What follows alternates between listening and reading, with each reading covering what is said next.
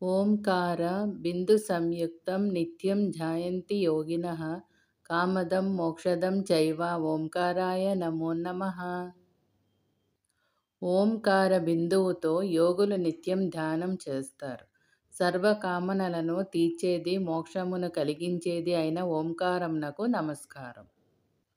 ఓంకారము కామదం మోక్షదం కనుక అన్ని ఆశ్రమముల వారికి ఎవరికి ఏది ఇవ్వాలో వారికి వాటిని ఇవ్వగల శక్తి కలది ఓంకారం. సృష్టి స్థితి లయలకు మూల కారణమైన పరబ్రహ్మ వాచకము ప్రణవము. ప్రణవం అంటే ఓంకారం. ఓంకారంలో నుంచి సృష్టి అంతా ఆవిర్భవించిందని ఉపనిషత్తులు చెప్తున్నాయి. మన కంటికి కనిపించేదంతా ఓంకారమే. భూత భవిష్యద్వర్తమానాలలో ఉన్నది ఓంకారమే. త్రికాలాతీత పరబ్రహ్మం ఓంకారమే. కనిపించే విశ్వానికి మూల కారణమైన అదృశ్యంగా ఉండే పరతత్వాన్ని ఉపనిషత్తులు ఓంకారం అని ప్రతిపాదించాయి. ఓంకారం శబ్ద బ్రహ్మము.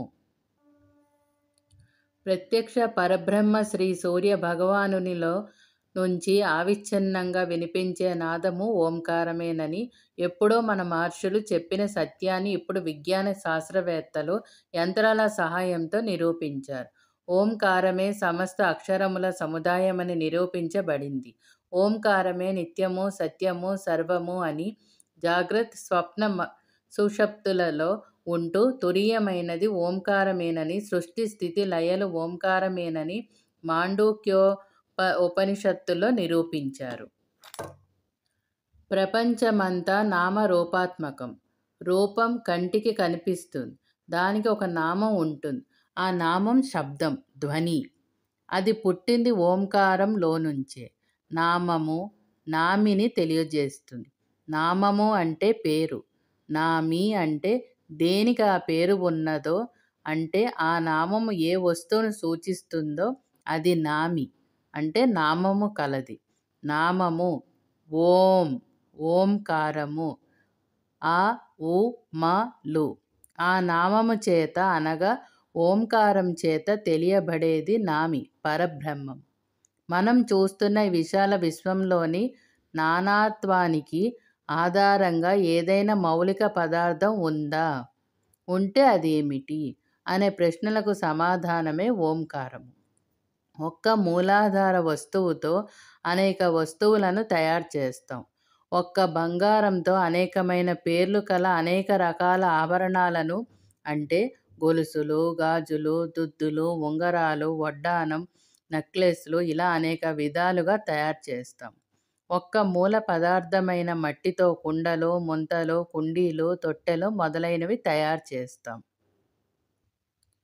ఒక్క ఓంకారంలో నుంచే నానాత్వం కలిగిన ఈ విశ్వం తయారయ్యింది.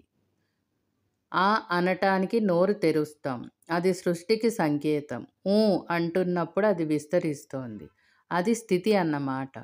మం అన్నప్పుడు తెరిచిన నోరు మూసుకుపోతుంది. అదే లయము. అంటే ఓంకారంలోనే సృష్టి, స్థితి, లయలు ఉన్నాయి. అలాగే ఆ ఉ మ లు ఓంలోనే ఉండి ఓంగా పరిణమిస్తున్నాయి. ఆకి ఊ కలిస్తే ఓగా మారుతుంది అని చిన్నపిల్లలు కూడా తరగతి గదిలో సందుల గురించి తెలుసుకుంటున్నారు కదా. ఆ ప్లస్ ఊ ఓ. దానికి చేరిస్తే ఓం అవుతుంది. అంటే ఒక్క ఓంలోనే ఆ ఉ మ అనే అనేకం ఉన్నాయి. ఓం ఒక్క అక్షరంగా, ఒక శబ్దంగా ఉన్నప్పుడు అది పరబ్రహ్మం, అవ్యక్త బ్రహ్మం. అందులో ఆ ఉ మ లు అంతర్గతమై ఉన్నాయి. అవి బహిర్గతమైనప్పుడు అదే శబ్ద ప్రపంచం, వ్యక్త బ్రహ్మం. అక్షరాలన్నీ అందులో నుంచే వచ్చాయి. అదే ఈ విశ్వము, సృష్టి. విశ్వం అనే సాధనంతో ఓంకారం అనే పరబ్రహ్మను తెలుసుకోవాలి. ఈ సర్వం అని ఏది చెప్పబడిందో అది బ్రహ్మం. ఓంకారమే సర్వానికి ఆశ్రయం. రెండింటికి భేదం లేదు. కనుక ఓంకారమును తెలుసుకుంటే పరబ్రహ్మం తెలిసినట్లే. ప్రాపంచిక శబ్దాలన్నీ ఓంకార వికారాలే. ఓంకారము దారం, వాక్కుదారం. ఈ ప్రపంచమంతా ఆ దారంతో అల్లబడిన పూలమాల. ఓంను ఆత్మతో అనుసంధానించాలి. ఓంకారంలో ఉన్న ఆ, ఉ, మ, లు స్థూల సూక్ష్మ కారణ శరీరాలకు ప్రతినిధులు. అవి జాగ్రత్త, స్వప్న, సుషుప్తి అవస్థలను చెప్తున్నాయి.